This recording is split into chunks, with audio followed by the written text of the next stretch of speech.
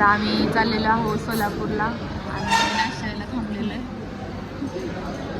सकाळचा नाश्ता सोलापूरच्या अलीकडे वेटिंग. तर ब्लॉग कंटिन्यू करत राहा आणि बघत राहा. नाश्ता आलेला आहे आणि आता हे नाश्ता करत आहेत. तर आम्ही मागवलेला आहे वडा सॅम्पल, पोहे आणि पुरी भाजी. तर या हॉटेलमध्ये आम्ही नाश्ता करायला थांबलेलो. आता आमचा नाश्ता झालेला आहे. आता आम्ही चाललेलो आहोत गाडीमध्ये. चलो. तर नाश्ता करून आम्ही आमच्या मार्गाला लागलेलो होतो. सोलापूरला आमचं काम होतं, सो आम्ही तिकडे गेलो.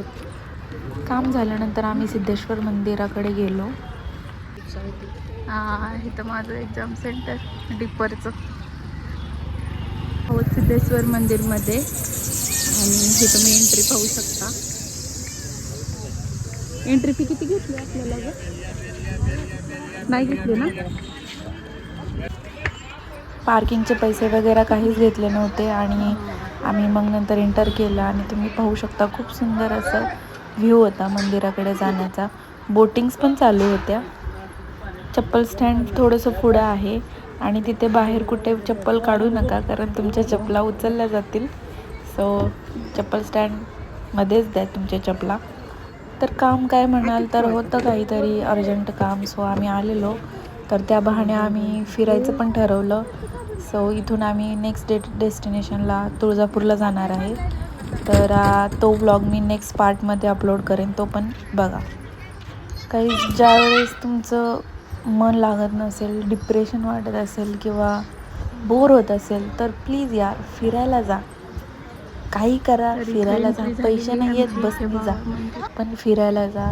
सिरियसली यार एकदम असं काय म्हणतात ते डिप्रेशन टेन्शनपासून डिस्ट्रॅक्ट होतं. तर हे सिद्धेश्वर मंदिर कुठे आहे जर तुमच्या मनात प्रश्न पडला असेल तर बस स्टँडपासून एक अर्धा किलोमीटर आहे आय थिंक. खूप जवळ आहे, जास्त लांबही नाही आहे. तर सिद्धेश्वर मंदिर म्हणजे सिद्धरामेश्वर मंदिर हे सोलापूरमध्ये एक मंदिर आहे. हिंदू धर्म आणि विशेषतः लिंगायत समाजासाठी ते पवित्र आहे. या मंदिरात 1000 वर्षांची परंपरा असलेली यात्रा साजरी केली जाते. विविध ठिकाणून खूप भाविक इथं येतात साजरी करायला. आणि मकर संक्रांतीला गड्डा यात्रा म्हणून पण असते, ती 15 दिवस चालते. मी माझा 12thचा सायन्सचा आय थिंक डिप्परचा पेपर होता की CETचा आय डोंट नो. त्यावेळेस मी आलेली, त्यावेळेस माझं एक्झाम सेंटर थेट त्या मंदिराच्या पुढे होतं, जी बिल्डिंग आहे तिथं. आणि त्या खिडकीतून मला सहजच ते दिसत होतं मंदिर, तलाव वगैरे. एक्झाम राहिली बाजूला, मी तेच बघत बसलेली. कधी जावं असं झालेलं. Funny part. ओके, कारण तसंही अभ्यास केला नव्हता. सो हे बघा तुम्ही इंटेरियर पाहू शकता. खूप सुंदर असं इंटेरियर केलेलं आहे. आत्ता सध्याला तरी काम चालू आहे, त्याचं कंप्लीट नाही झालेलं आहे, पण छान आहे तसं. एकदम शांतता आणि भक्त येतात, दर्शन घेतात आणि पुढे 10-15 मिनटं बसतात. हा पूर्ण मंदिराचा देखावा इथे समोर मांडलेला. आणि नंतर दर्शन वगैरे करून झाल्यावर आम्ही फोटोशूट केला. बोटिंगसाठी आम्हाला वेळ नव्हता, आम्हाला पुढे पण जायचं होतं, त्यामुळे आम्ही बोटिंग काय केलेली नाही आहे. आणि मला पाण्याची फार भीती वाटते, सो आय स्किप्ड इट. ही बघा आमची आजी कशी बसलेली आहे. सो आता आम्ही निघतो इथून.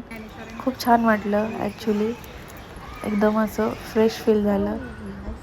तर मी चष्मा का घातलेला होता, सो मला उन्हाचा खूप त्रास होतो, सो मला तो वेअर करावाच लागतो, नाहीतर माझ्या डोळ्यातून अश्रूंच्या धारा वाहू लागतात. आणि आय हॅव नो ऑप्शन.